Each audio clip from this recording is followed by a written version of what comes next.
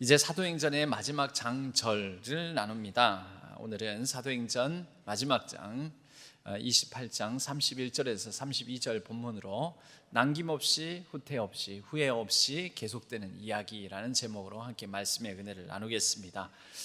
두 절밖에 되지는 않지만 이 두 절밖에 되지 않는 말씀 사이사이, 사실 기간도 두 절이지만 온 이태가 2년입니다.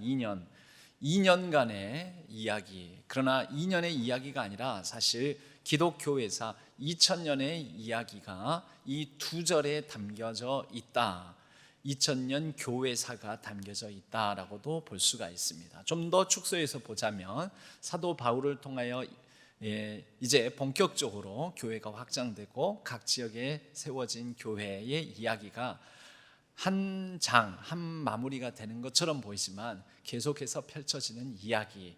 오늘 사도행전의 내용은 그렇게 급격하게 전개가 되고 쉴 틈 없이 복음을 전하는 역사의 이야기로 달려오다가, 그리고 그렇게 마지막도 거침없이 담대하게 하나님 나라에 관한 일, 하나님 나라와 그리고 주 예수 그리스도에 관한 일을 거침없이 담대하고 거침없이 전하더라. 절정이지 않습니까? 절정. 그럼 원래 모든 극 구성이, 드라마 같은 경우에도 기, 승, 전, 그다음 뭐죠? 결이 있어야 되는데 기승, 전, 절정 상태에서 끝나버리는 거예요. 이렇게 좀 마지막에 새드 엔딩이든 해피 엔딩이든, 그래서 이렇게 복음을 전하다가 바울이 하나님 품에 안기게 되었더라, 이렇게 끝나든지, 아니면 순교의 형장의 이슬이 되었더라, 이렇게 한다든지 결론이 나와야 되는데 결론 없이 끝나는, 서둘러 마무리 짓는 것 같은 그런 느낌이 듭니다. 여러분, 이런 것은 드라마에도 보면, 오늘날 드라마에 사실 근데 특히 어르신들일수록 드라마가 끝나다 하다 말어 마지막에 결론을 확 내려줘야지, 주인공들이 행복하게 살게 됐다든지, 두 사람이 결혼을 해서 아기 낳고 평생 잘 살았다든지 이런 식의 결론이 있어야 되는데 결론 없이 중간에 딱 끝나버리는 경우가 있어요. 이런 것을 보고 열린 결말 이렇게 얘기를 합니다. 이 열린 결말, 이런 드라마 이 극구성을 왜 하는가? 여러분, 오히려 슬프게 끝나든 아니면 행복하게 끝나든 끝나버리면 사람들이 에이 끝났어 하고 더 이상 그 드라마를 생각하지 않는다는 거죠. 그 드라마의 여운이 남지 않는다는 거죠. 그 드라마의 극전개 구성, 앞으로의 펼쳐질 이야기를 상상력을 동원해 가면서 마음에 품지 않는다라는 거죠. 그런데 열린 결말로 끝내놓으면 사람들이 인기 있는 드라마의 경우에는 서로 얘기를 나누는 거예요. 야, 너는 그 다음 어떻게 됐을 것 같아? 나는 이렇게 생각해. 아니야. 그 전에 이런 전개가 있었잖아. 그러니까 그 다음은 이렇게 펼쳐질 거야. 이러면서 사람들이 여운을 갖고 마음에 더 오래 품고 그 다음의 이야기들을 상상하면서 그 드라마를 더 마음에 깊이, 기억에 오래오래 새기게 된다라는 것입니다.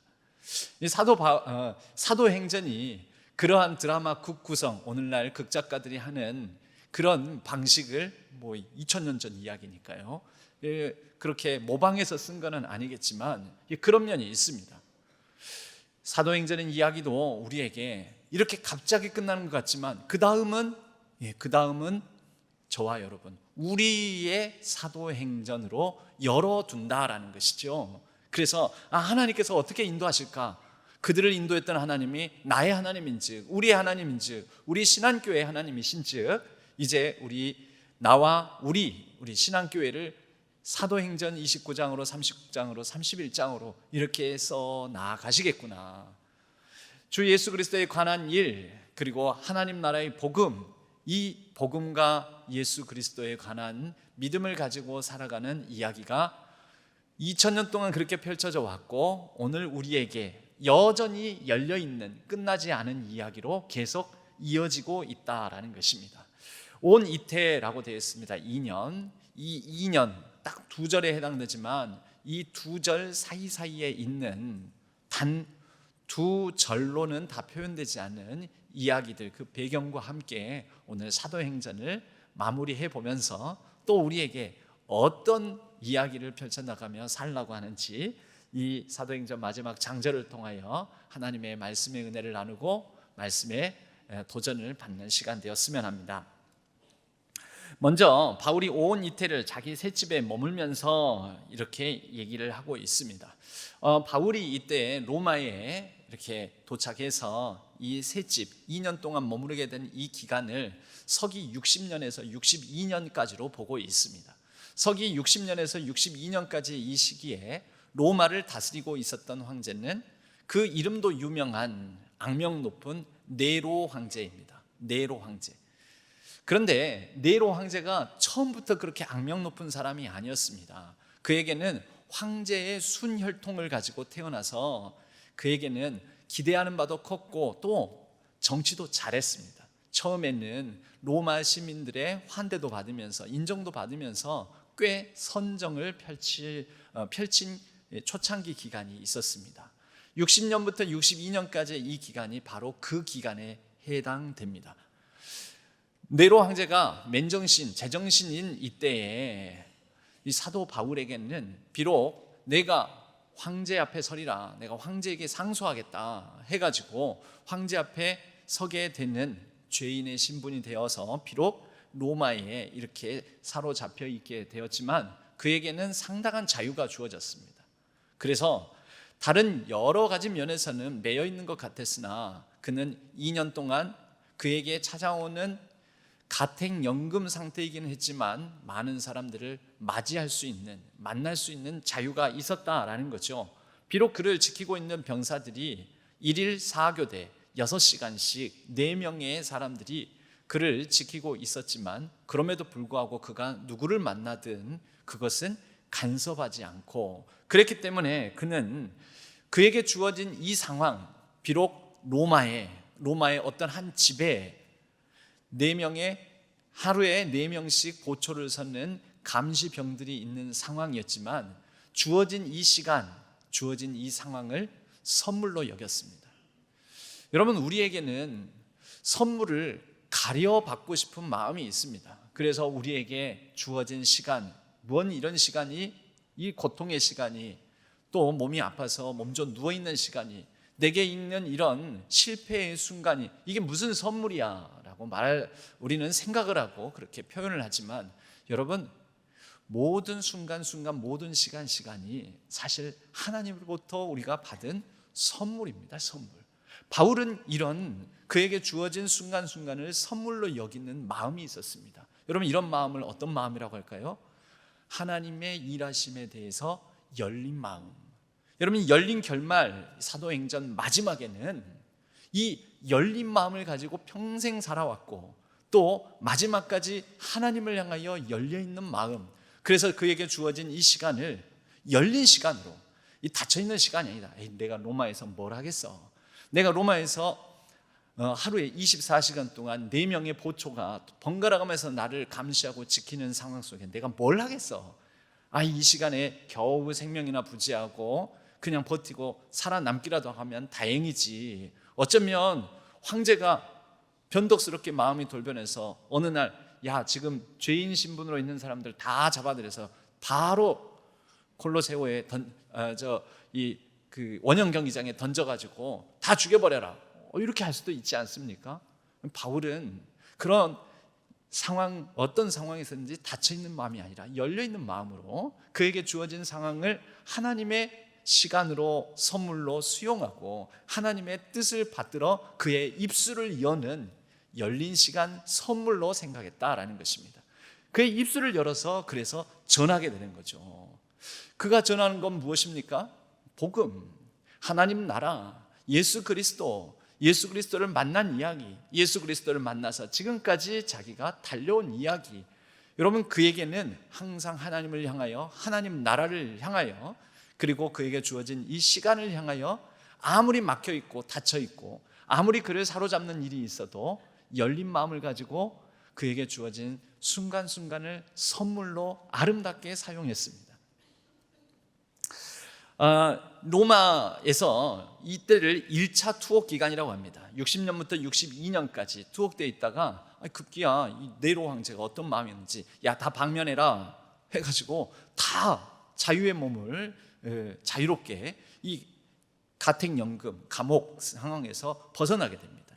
62년부터 그래서 풀려나게 되어서 그 다음 다시 잡히게 되는 64, 5년 정도, 한 2, 3년의 기간 동안에 그는 자유롭게 그가 미처 복음을 전하지 못했던 곳들을 방문하고 복음을 전하고, 그리고 나서 64년도에 로마의 대화재가 발생하게 되는데요. 이때 네로 황제 시대 때 로마 대화재는 로마 시내의 14개 구역의 10구역이 다 불에 타버릴 정도로 아주 끔찍한 참사가 벌어졌었습니다. 이 14개 구역 중에 10개 지역이 다 불타버리니 민심이 흉흉해지는 거죠. 이 황제가 정치를 잘못해서 그런다, 황제가 못나서 그렇다 하면서 황제에게 모든 화살을 돌리게 되니 황제가 이 전국을 타개하기 위해서 이거는 신이 노해서 그러는데 왜 신이 노했는가? 그것은 황제를 인정하지 않고 또 우리 로마가 섬기는 신들을 받들지 않는 그리스도인들과 그리고 유대인들 때문이다 하고 그들 탓으로 돌려서 전국을 타개하고자 합니다. 그러면서 바울을 다시 잡아들입니다. 그때 잡아들일 때에는 아주 지하 감옥의 끔찍하고 열악한 환경 속에 잡히게 되는 것이죠. 바울은요, 1차 투옥 기간 바로 60년부터 62년 비교적 자유로운 이 시간에 그에게 주어진 시간을 그냥 헛되이 낭비하지 아니하고 옥중서신이라고 하는 4개의 서신을 씁니다.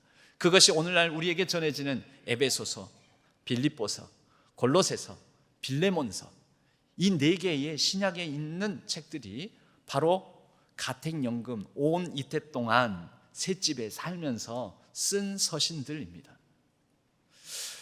이 시간들 동안에 바울은 여러 사람들을 향해서 열린 마음으로 영접하고 환대를 합니다. 오늘 말씀에도 그렇게 돼 있지 않습니까? 자기에게 오는 사람을 다 영접하고. 여러분, 바울 입장에서는 이 2년이라는 시간은 1차 선교 여행 정도의 시간입니다. 내가 한 번 더 선교 여행을 충분히 할 수 있는 시간인데 이 시간을 여기서 썩는구나, 이렇게 생각하지 않았습니다. 그는 이 시간들 동안에도 에베소, 빌립보, 골로새에 있는 성도들과 또 빌레몬이라는 사람에게 편지를 쓰면서 복음의 역사를 계속해서 펼쳐나가고 있었습니다. 그리고 바울은 이곳에서 이제는 자기 발로 찾아다녔던 1차, 2차, 3차 선교 여행과 다르게 이제는 자기 발로 사람들이 찾아오는 겁니다. 자기 발로. 예를 들면 이전 본문에서 유대인들을 초청하고 유대인들이 와서 유대의 높은 지위에 있는 사람, 유대의 지도자들이 와가지고 바울과 이런 복음에 관한 이야기를 하지 않습니까? 유대인들, 또 어떤 사람들이요? 유대인들만 왔겠어요? 로마인, 헬라인, 이방인들도 바울을 찾아왔습니다. 여러분, 그들을 다 영접하면서 뭐 했을까요? 말은 영접이라고 했는데 가택연금 상태에서 뭘 대접할 거리가 있겠습니까? 바울이 이때 영접했다라는 것은 복음을 전했다라는 것입니다. 하나님에 관한 이야기, 예수 그리스도에 관한 이야기, 하나님 나라의 복음, 그것을 다 전합니다. 여러분, 이때 또 특별한 사람이 있었으니 이렇게 유대인, 로마인, 헬라인, 자유인들 뿐만 아니라 신분적으로 누군가에게 매여 있는 노예, 종들도 바울이 만나서 복음을 전할 수 있었는데 이때 복음을 전했던 사람 중에 한 사람이 오네시모라는 종입니다. 그 오네시모라는 종을 복음을 전해서 그리스도인들이 되게 한 이후에 오네시모를 다시 주인에게 돌려보내는데, 여러분, 그때 당시 우리나라에도 그렇지만 이 노예가 도망 나가면 어떻게 해요? 추노꾼을 보내가지고 거의 죽이든지 아니면 살려서 돌아오더라도 거의 반병신이 되게, 거의 그냥 장애인이 되게 만들 정도로 그렇게 하지 않습니까? 그런데 이 오네시모라는 종을 돌려보낼 때 바울이 편지를 씁니다. 빌레몬이라는 오네시모의 주인에게 그리스도인으로 한 형제로서 이 오네시모를 받아줘라, 품어줘라, 사랑해줘라, 이러면서 쓴 편지가 빌레몬서. 여러분, 우리는 바울이 이때 쉼 없이 여전히 복음의 하나님 나라의 역사에 열린 마음으로 살았음을 확인할 수가 있습니다. 여러분, 종뿐이겠습니까? 그때 당시에 로마에는 로마 전 인구의 3분의 1가량이 노예들이었습니다. 노예들. 그러니까 로마의 3분의 1가량의 로마 시내 안에도 한 3분의 1 이상이 노예들이었는데 이렇게 신분이 낮은 노예들에게도 복음을 전하고, 또 마지막으로는 하루 4교대로 6시간씩 4명씩, 그러니까 한 달이면 몇 명이겠어요? 하루 4명이면 한 달이면 4, 32, 120명. 1년이면요? 아까 2부 때는 공을 하나 잘못 붙여가지고 계산을 잘못했어요. 120 곱하기 12 하면 얼마예요? 1440명.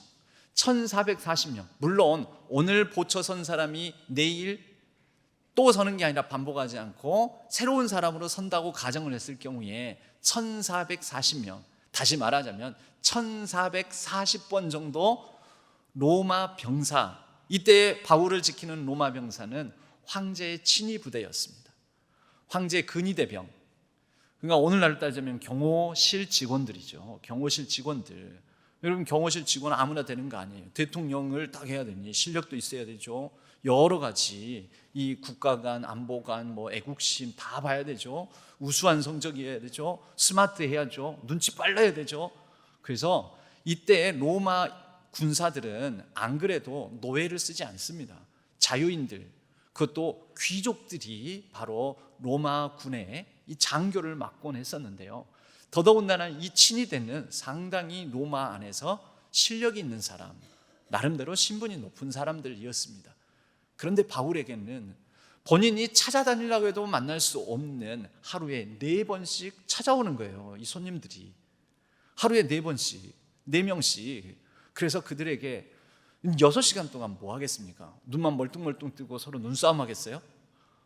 아유, 당신은 어쩌다가 이렇게 되었습니까? 무슨 일을 했습니까?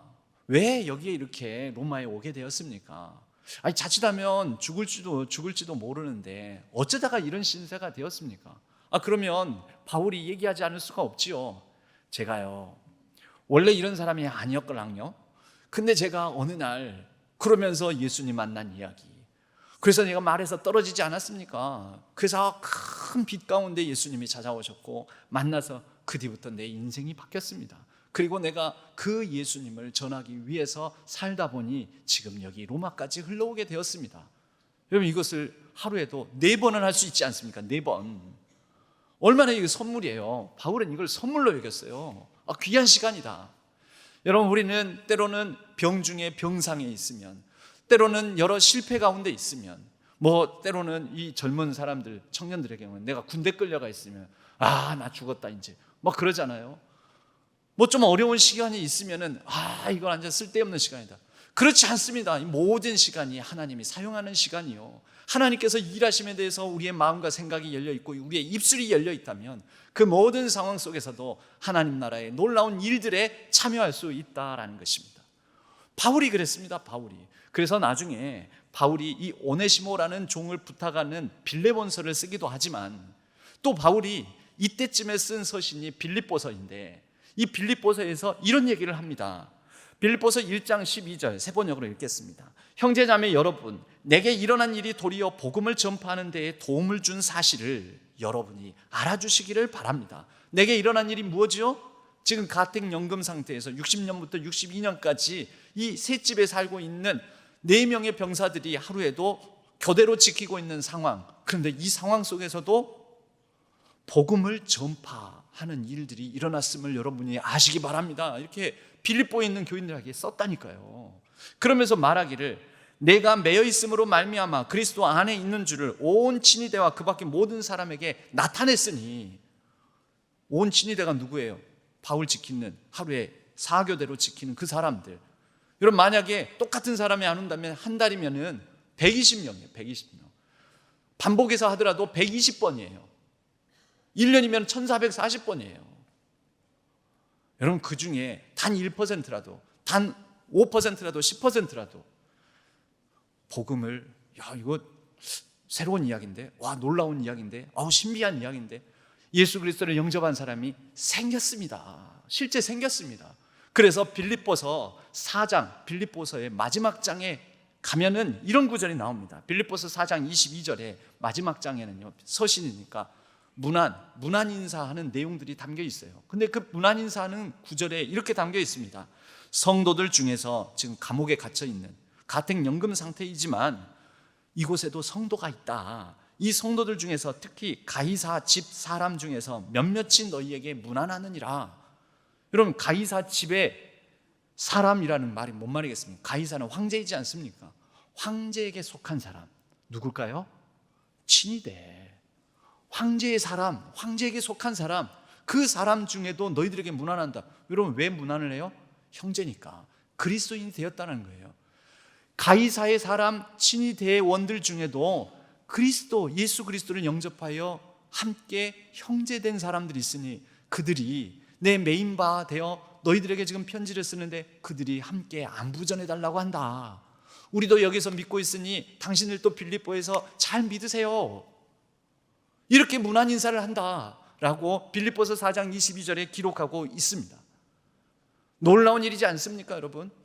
여러분, 그가 제 발로 이곳저곳을 힘들고 어렵게 찾아 다닐 때만큼, 아니 그 이상으로 복음의 놀라운 확장과 역사를 이루어 가고 있었다라는 것이지요. 여러분, 우리에게는 어떤 시간도 닫힌 시간이 없습니다. 어떤 시간도 갇힌 시간이 없습니다. 어떤 시간도 쓸모없는 시간 없습니다. 어떤 시간도 버려지는 시간 없습니다. 심지어 병상에 가만히 누워있을 때조차도 우리에게는 하나님을 향해서 열려 있다면 모든 시간이 하나님 나라의 역사의 시간입니다.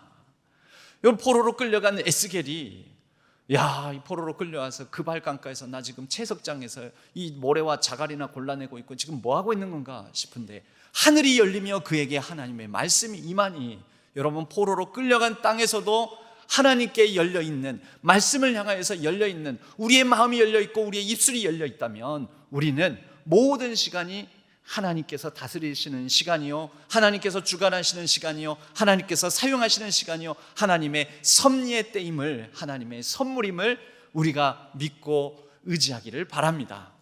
여러분, 그래서 지금 다른 때가 아니에요. 좋은 날, 좋은 때. 원래 하나님께 열려있지 않은, 닫혀있는 사람은 항상 뭐라고 하냐면요, 교회 갑시다 그러면 좋은 날에 갈게요. 좋은 날에. 안 추울 때 갈게요.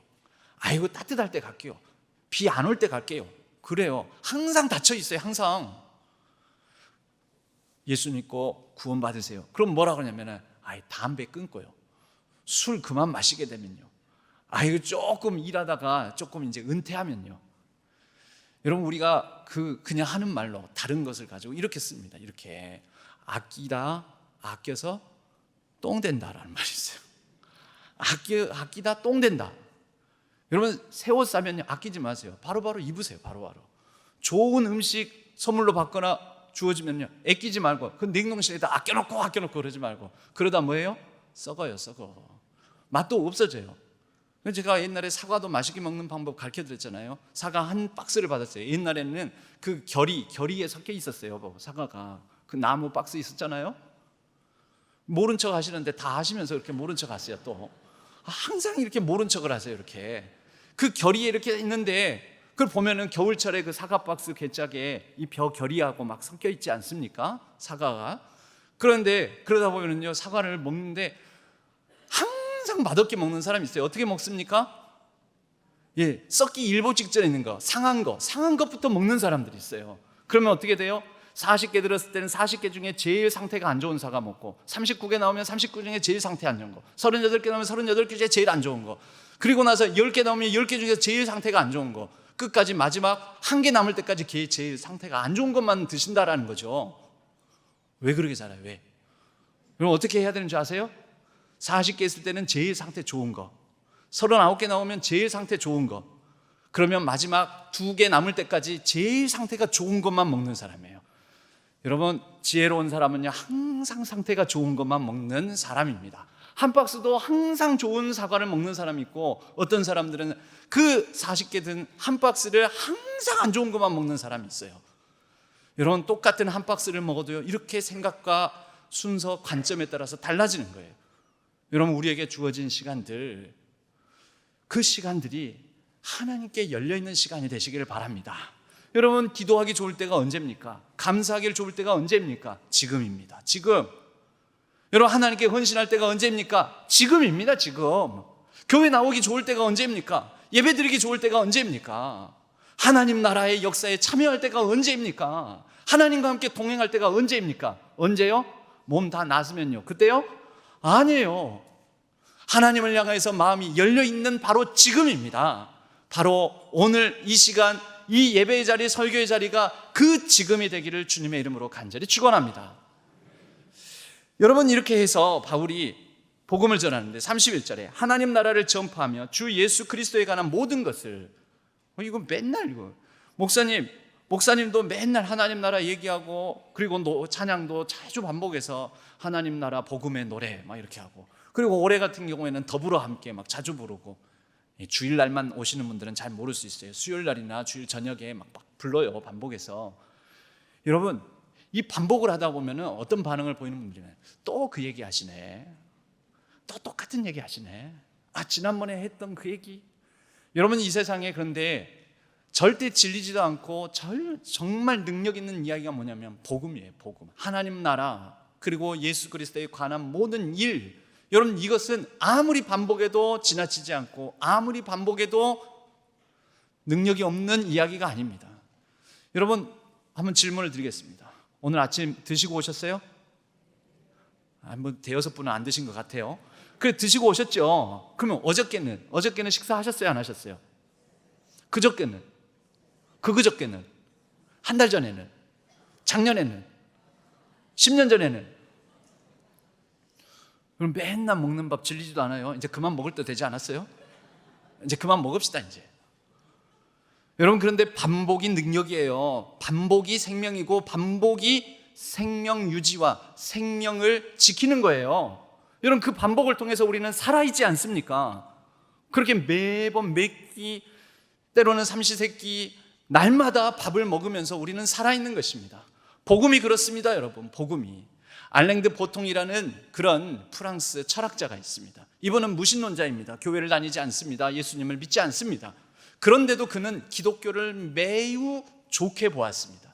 그가 무신론자를 위한 종교라는 책에서 그 책의 내용 중에 이런 구절이 있습니다. 기독교를 매우 호평하는데요, 혹평이 아니라 호평, 좋게 얘기를 하는데 뭐라고 얘기를 하냐면, 기독교의 위대하고 탁월한 점이 있다. 그것은 반복을 부끄러워하지 않는 데 있다 라는 거예요.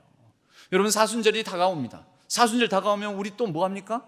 십자가 얘기해요. 예수 그리스도의 희생 얘기해요. 우리를 대신해서 죽으신 그 사랑을 얘기해요. 그리고 십자가의 죽음을 얘기합니다. 그리고 눈물 흘립니다. 회개합니다. 성찰합니다. 반복합니다. 그것을 작년에도 했는데 올해 또 해야 되나? 여러분, 어제 먹은 밥 오늘 또 먹으셨잖아요. 반복이 능력이에요. 그래서 우리가 사는 거예요. 그러고 나서 부활절 다가오면 어떻게 해요?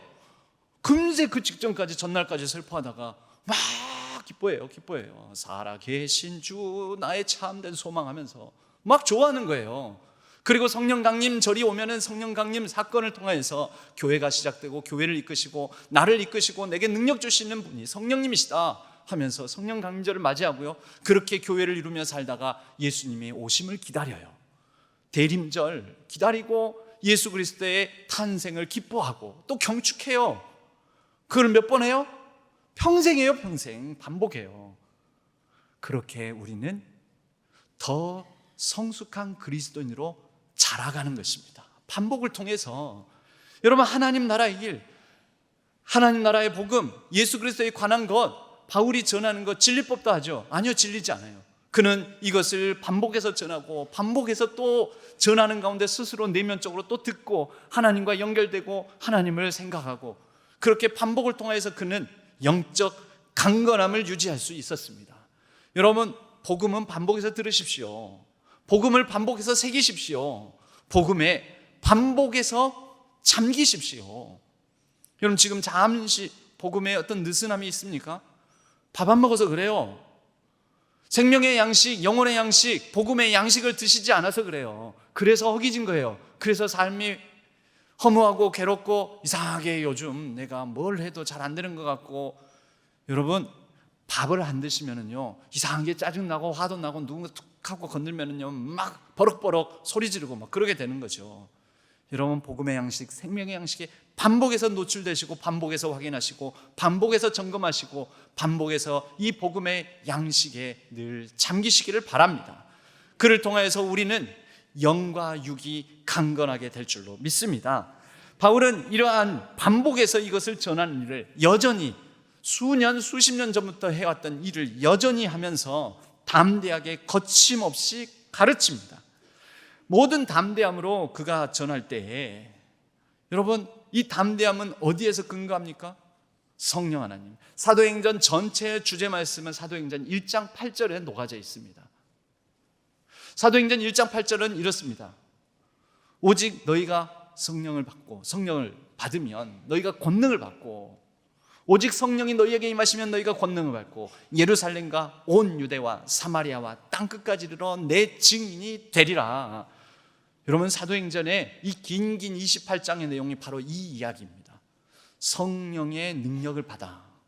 여러분, 성령의 능력을 받아 예수 그리스도께서 죽으시고 또 승천하셔서 이제 더 이상 보이지 않게 되었을 때 두려움에 떨고 있는 그 제자들에게 성령이 임하시니 그들이 문을 활짝 열고 갇혀있는 곳에서 나와서 담대하게 복음을 전합니다.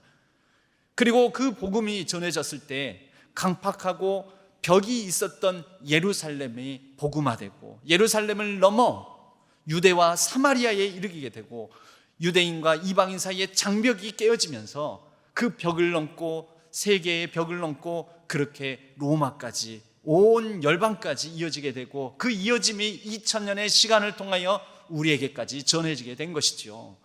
여러분, 이것이 성령의 능력입니다. 그 능력은 오늘 또 저와 여러분 우리 가운데 역사하는 줄로 믿습니다. 거침없이라고 표현되어 있습니다. 이 거침없이라는 단어는 아톨리토스라는 헬라어를 사용합니다. 아톨리토스, 무슨 뜻인가? 아무도 막지 못하는, 제한 없는, 자유로운. 여러분, 질문 드리겠습니다. 바울이 지금 제한 없이 자유로운 상황입니까? 아니죠. 바울에게는 항상 제한이 있었고 항상 어려움이 있었습니다. 때로는 기상, 날씨, 또 유대인들의 핍박과 어려움, 감옥, 여러분, 사람들의 장벽, 늘 그에게는 그런 어려움들이 있었습니다.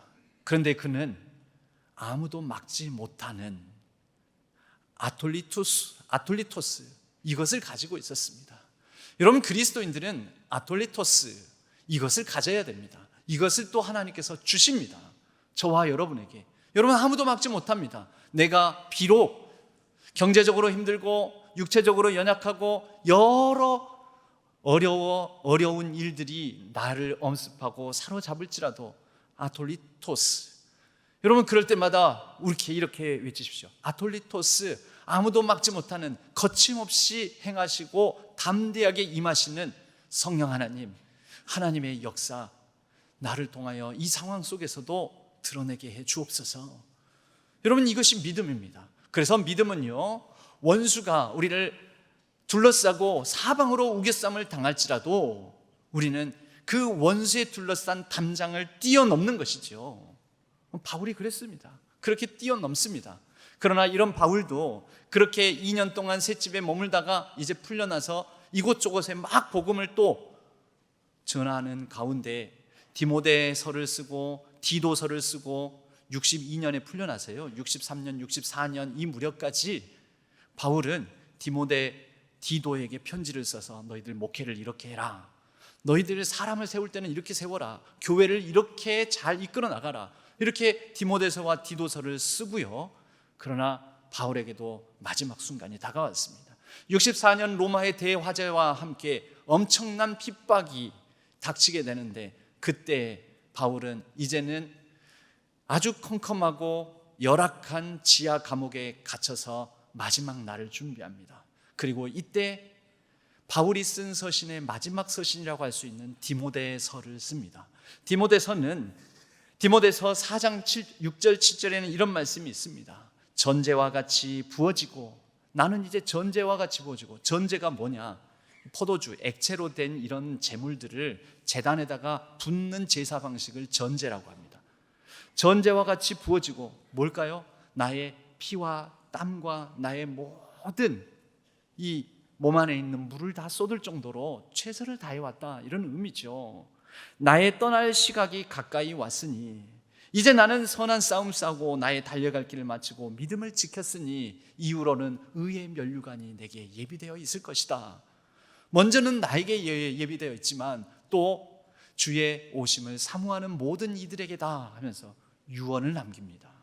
유언과 같은 말씀을 디모데 후서에 디모데에게 보내고 형장의 이슬로 사라집니다.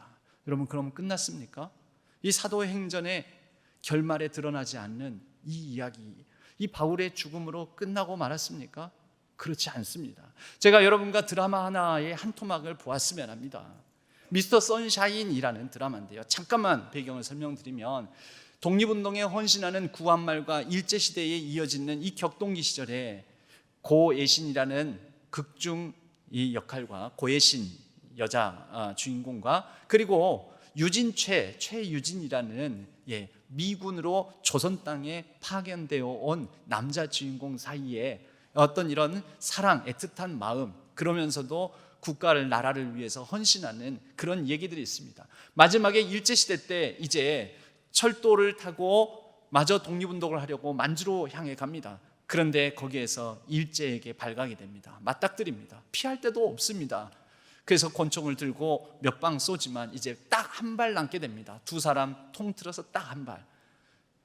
그때 이제 이 이병헌이라는 배우가 역할을 했던 유진채가 한 말이 있습니다. 그 장면을 보겠습니다.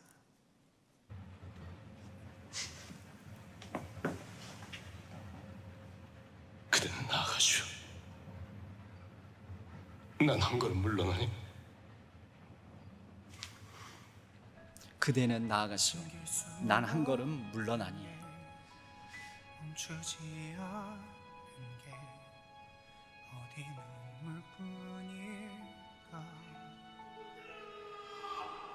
길고 긴 이야기 딱 한 발 가진 총으로 인지를 잡고 인지를 방패 삼아 일본군을 다른 철도 차량으로 밀어냅니다. 그리고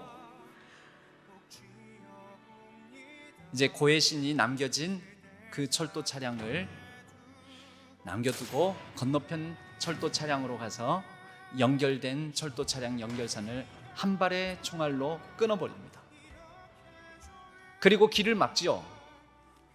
왜냐하면 일본군이 쏜 총알을 자기 신의 몸으로 받으려고.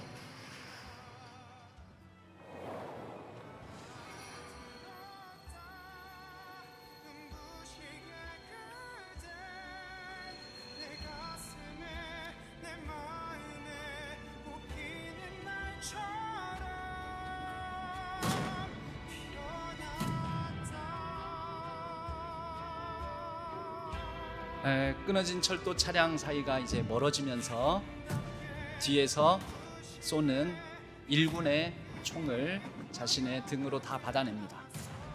그리고 죽습니다. 그 대사가 무엇입니까? 그대는 계속 나아가시오. 나는 한 걸음 물러나니. 여러분, 진짜 물러나는 것입니까? 아니죠. 상대의 전진을 위하여 디딤돌이 되어주는 거죠.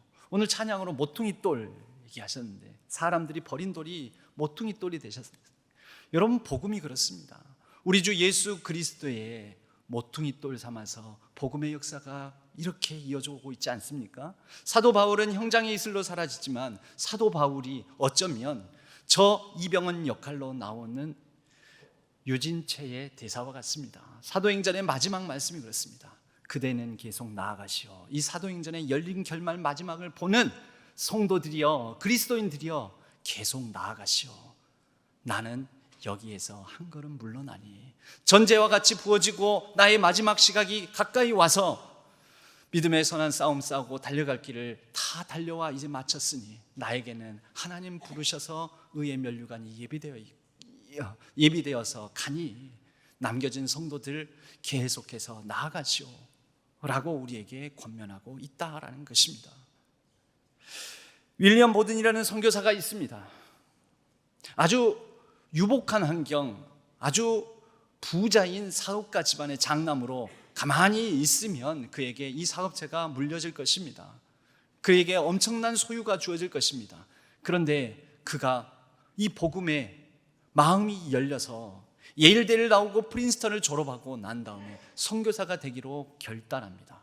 그런데 선교사로 헌신하여서 중국 무슬림들에게 복음을 전하겠다 하고 했는데 중국 땅을 밟아보지도 못하고 선교 훈련 과정인 이집트 카이로에서 무슬림들의 언어를 배우고 문화를 배우는 과정 중에 뇌막염에 걸려서 만 25살의 나이로 죽고 맙니다. 너무 허망하죠. 너무 허망하죠. 그런데 그의 묘지에는 이렇게 적혀 있습니다. 그리스도에 대한 믿음이 없다면 그 삶, 그러한 삶에 대해 설명할 수는 없습니다. 예수 그리스도가 아니라면 그의 삶을 설명할 수가 없습니다. 그의 묘지에 써져 있는 글귀입니다. 여러분, 그의 죽은 다음에 그가 남긴 성경책의 앞면에 메모가 남겨져 있는 그 메모에 이렇게 남겨져 있더라는 거죠. 남김없이, 후퇴 없이, 후회 없이, 남김없이, 후퇴 없이, 후회 없이, no reserves, no retreats, no regrets. 여러분, 이것은 그의 인생의 결단의 고비고비마다 아버지로부터 재산을 다 물려받아야 될 순간에 아니요, 나는 내가 갖지 않겠습니다 해서 그때 적어놓은 말이, 그것을 포기하고 아버지로부터, 그래서 이 선교사로 헌신하겠다니까 아버지가 너는 호적에서 파겠다 해버렸어요. 그때 그의 성경책에 한 줄을 남깁니다. No reserves, 남김없이. 그리고 그가 선교사로 이제 최종 헌신하게 되면서 이제 나는 후퇴함이 없다, no retreat. 그리고 뇌막염에 걸려서 사경을 헤맬 때 한 줄을 또 남깁니다. 나는 그래도 후회함이 없다, no regrets. 여러분, 그는 평소에 늘 그랬습니다. 내 자신에게는 no, 그러나 예수 그리스도께는 예라고 말하는 삶을 살리라. 여러분, 남김없이 복음을 위하여 헌신하였다는 삶을 남겨주시기를 바랍니다.